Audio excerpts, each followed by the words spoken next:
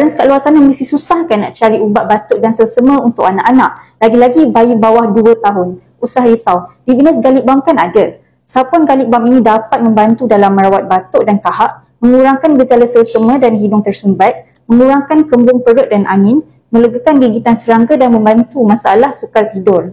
Antara bahan-bahannya, beeswax, shea butter, clove oil, garlic oil dan peppermint oil.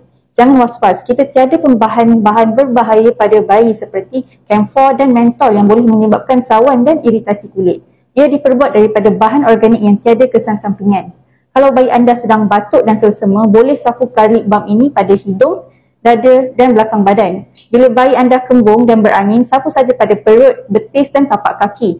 Ia juga sangat sesuai digunakan sebagai urutan bayi. Boleh sapu dan urut pada bahagian belakang badan, kedua tapak kaki, dada dan betis bayi. Lepas sapu di Venus Garlic Balm ni, confirm bayi anda akan terus tidur lena sebab bau balm ini sangat-sangat menenangkan. Garlic Balm ini tidak panas dan sesuai digunakan pada bayi newborn sampailah dewasa. Jom kita tengok testimoni customer yang telah membeli Garlic Balm kita.